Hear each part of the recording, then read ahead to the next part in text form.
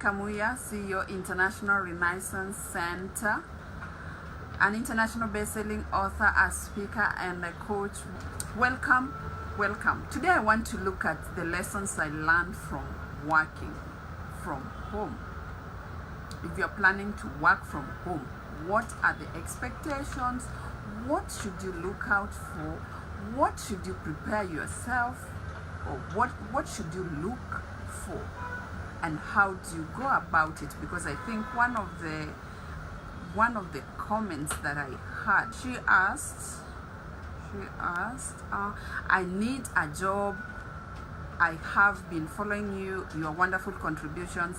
How can you help me find a job and work from home or at an office? I think one of the things that you need to understand, if you are going to work from home, you need to prepare yourself for that. What do I mean by preparation? Because one of the things that I had to do is to identify an area in the house where I could set up my office, or where I could have something that would look like an office. Now, what am I talking about? I'm talking about a desk, a chair. That's what you need to start with, because if you don't identify where your office will be, then people will not know that you are in the office at that particular time. If you're going to sit where you normally sit, are you going to concentrate? Are you going to be focused? Are you going to be serious about working? So you identify a place where you can set up your desk, your chair.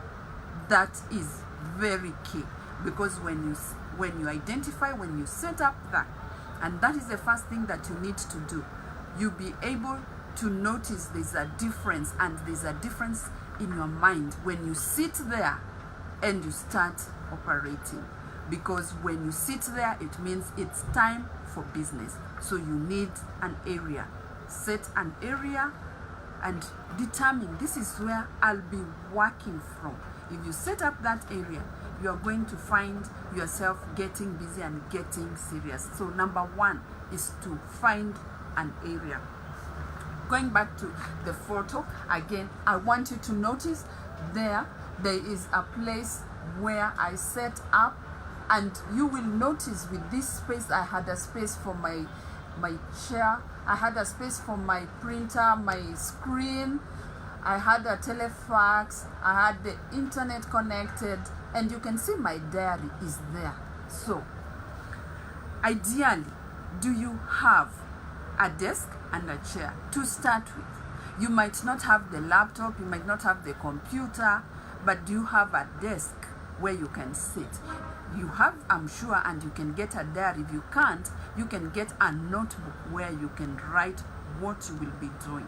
A diary is good because then it helps you plan day to day what you'll be doing. So if you have a desk and if you have a chair, then you can put it somewhere where you'll be able to sit at the designated time, which you'll identify. I'll work from 9 to 4, or I'll work from 10 to 4, I'll work from 8 to 5, depending on you.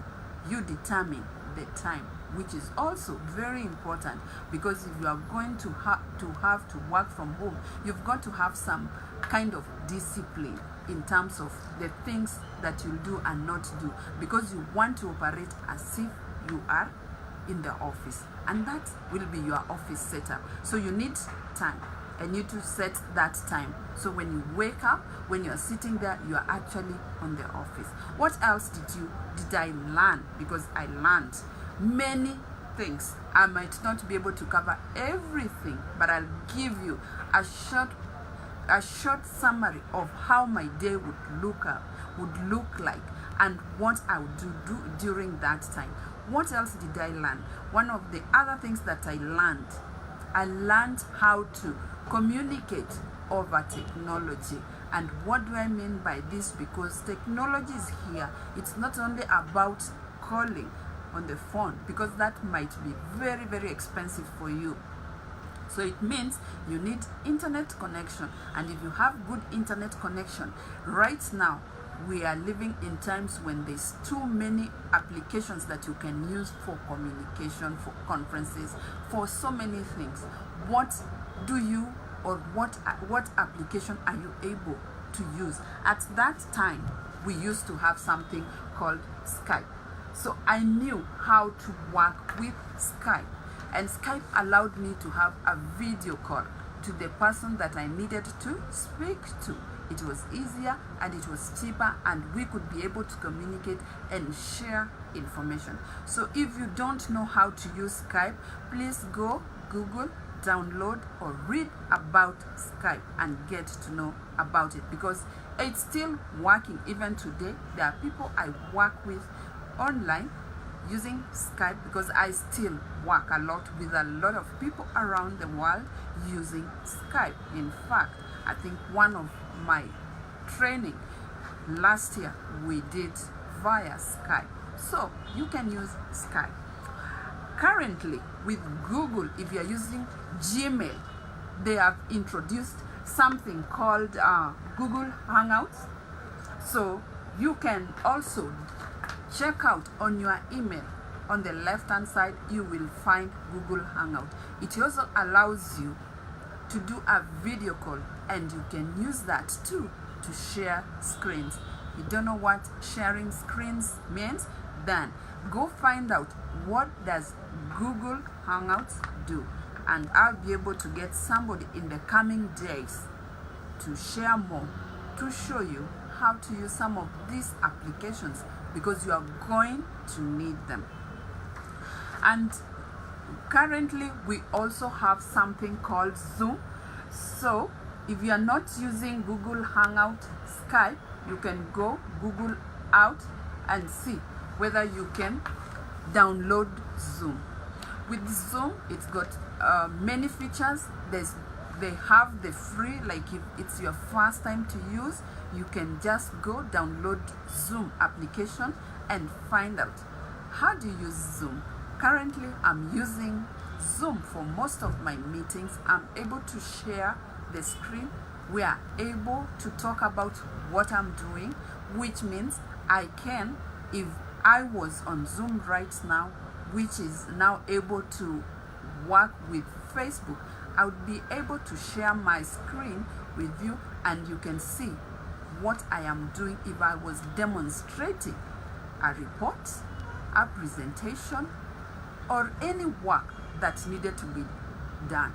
So if you're going to work from home, you are going to need to learn. You are going to need to open your mind on different ways to work. So if you're not using any of this, then it's time to look for information and to learn more about them. Please make sure you are learning about them. And thank you so much for joining. Make sure you are learning about these applications, because you are not going to be working online or from a remote site without you understanding how to use this. In the last 2 years, we've actually trained assistants on how to use some of these applications, which we found they needed in their work. So if you don't know how to use Zoom, if you don't know how to use Skype, if you don't know how to use Google Hangout, it's time for you to start looking into that. And there are many others that you need to learn, especially if you're working with teams and if you're working with others. You might want to look at what applications do I need so that I'm able to work with others, I'm able to share files with others. There is so much, and I say in the coming days I will have somebody to share more on that. Another thing that you will need, because once you know how to communicate with others that are on a remote site, then you need good networking skills, because you are going to work with people you are not seeing or people who are so far. So you need to up your skills in terms of networking so that You can find people who can help you in areas that you could be not good. Like in this case, you don't know what Skype is all about. Then you need somebody who knows Skype, who can help you to get up to speed with such a skill. Working from home, I said earlier, needs a lot of discipline in terms of now it's time to work, now it's time to have tea, now it's time for lunch, now it's time to end the day. I think the hardest was in the evening, when now it seems like because the other people have been in the office, now they've gone off. Now it's my time to see what have they been able to do. So I had to schedule 1 hour after the normal working hours so that I would look at what needed to be done in preparation for the following day. So you need that discipline to set on that time so that you say at this time I will stop working. So I would stop working at 1 hour after. Then I've seen some photos, people sending photos around of working from home is hard. Yeah, who said it's going to be easy? Is it any easier in the offices? Just like in the offices you have interruptions, in the same way at home, especially when you have children, you'll have a different set of interruptions. In the office, you have your colleagues, you have your friends, you have your bosses, you have your juniors, you have everyone coming to you. At home, you've got the children, the house help, your spouse, your family, your friends. And I know one thing that I learned, they would always ask when they came, especially for the children, they would say, "Mommy, are you still in the office?" And I say, "Yes, I'm still in the office." They know they don't need to disturb me, that there's a time I'll set for them. So you have to set those boundaries and those time limits. That's why it's so important to know what are the times. So I'll make sure by the time they're coming back from school, then they know I've got about an hour I will be with them so that we can sit down and do the homework or listen to what they have to say. That has to be there. So don't give yourself the excuse that at home you've got children.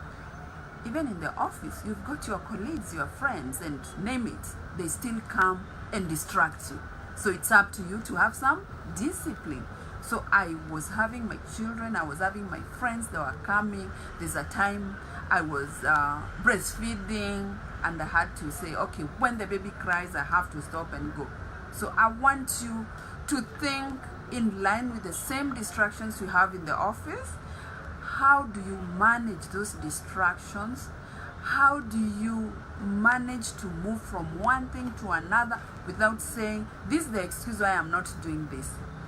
Use the same strength if that is your strength, or use the same strategy if that is your strategy to manage these distractions.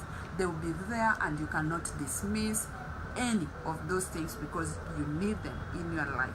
Because sometimes maybe you have a distraction that can help you refocus, re-energize, get out of a situation where you feel stressed out the same way. So the kids, the spouses, the dogs, if you have dogs, the cats, they are part of it. Just allow yourself and find ways to work with that because they can't go away and you need them. So incorporate all of them. So my typical day when I was working at home, most of the time is that when the kids would leave at 7, and I would set myself, either I can start working at 7 if I was set for the day, or I would set my day to start working at 8. And normally I would break for lunch around 1 or 2. And I would make sure by 5, because on every day I made sure I do my exercise. If it's a walk or if it's the gym, I still would go. I would have, if I had a meeting, especially out of the office where I would have the meetings, then I set them between 11 and 1 so that can go in with lunch if I wanted to break. But ideally, I make sure the morning, and that's the best time to do most of the work.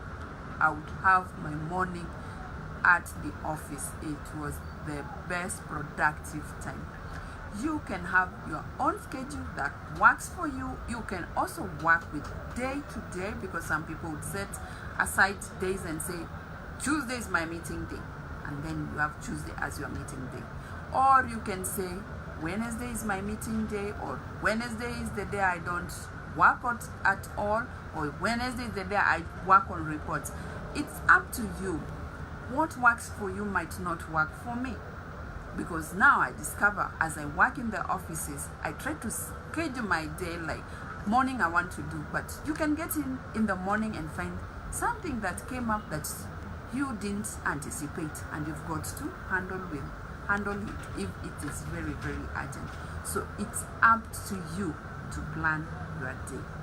Don't let anyone plan for you. Plan your day and accommodate the things that crop up during the day.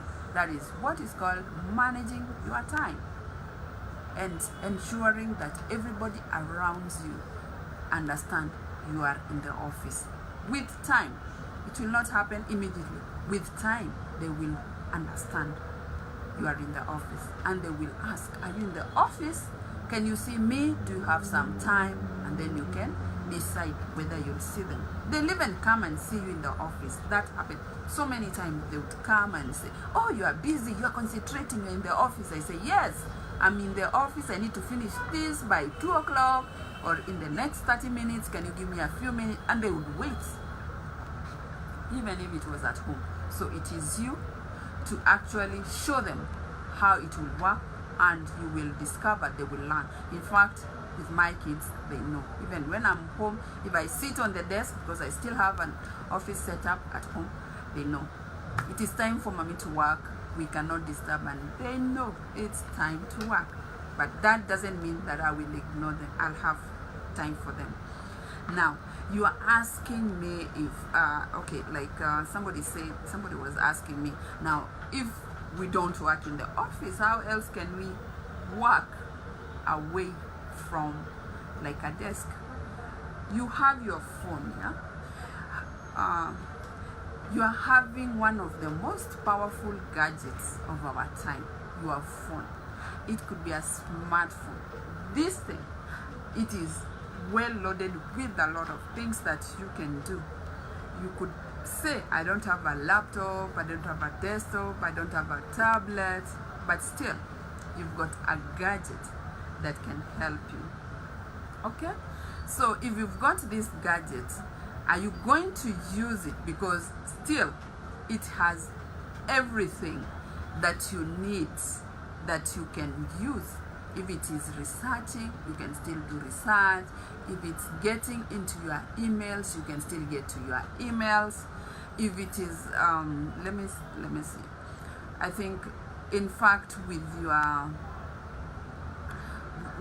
emails, actually Google, they've really done us great, because they normally now allow us to even schedule meetings. Yeah, you can schedule your meetings. You can see my meeting is scheduled. So I have a meeting. You can see, you can schedule your meetings using your Google. So it's bringing and incorporating a lot of things. So you have no excuse why you shouldn't work from home. What I'm asking you to have is an open mind. With an open mind, especially towards learning what your phone is having. If you have an open mind, you're going to be surprised how much you're going to learn, and you're going to be surprised what you can do, and you're going to be surprised that you can actually do it. Now, maybe the part I've not touched is you're asking, now here are the tools, I have them, or I know what to do. How do I now get the jobs? I think one of the things that I've noticed in the time I've been streaming the videos is that a lot of people, they watch and they're quiet, and maybe somebody within is looking for somebody with a particular skill. Why do I bring this up? Because when you show up and when you maybe give feedback, like in this case, the person who has asked the question, somebody is looking for them, and if they say, I've got skills in presentation, report writing. I can help you with typing or data entry, and somebody within has been looking for somebody to do this work, then I'm sure they will get in touch with them. Visibility is what I'm talking about. How do you create visibility for yourself so that you are able to get the work that you want?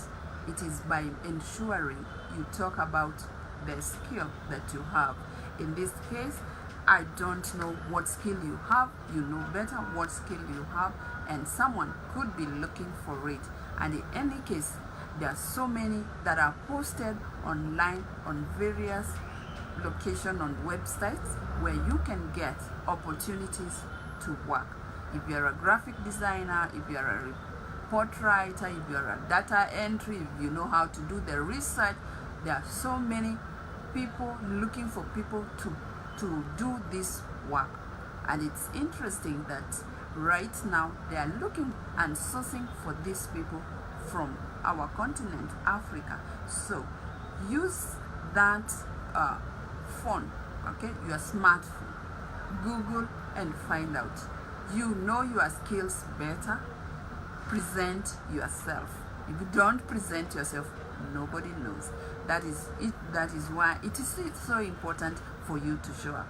If you show up, you'll be surprised somebody is looking for you, and if they're looking for you, you'll find each other. Without showing up, nobody knows what you do. So make sure when you are showing up, you also let others know what you do, and that way it will help you to find some work, and you can work from home. And when you work from home, I want to remind you, one of the things that you're going to find is that you're going to have a lot of discipline, because the people currently successful online, they work with timelines. They work with timelines, and that's how they're making their money. So if you know how to work with timelines, then you are good to go, and you will be able to be successful, because people are looking for people who can do the job and do it well, do it within certain timelines. Opportunities are everywhere. So if you are still shy and not sure, and you want to get opportunities, they might never find you. So get time and look for those opportunities. I still say opportunities are surrounding us, so many of them. If only we have an open mind, and if we are ready to learn. If you are ready to learn, you are going to get the opportunities. So take advantage of that and be ready to learn. And if you are ready to learn, make sure you also show up, and show up in a way that people know you.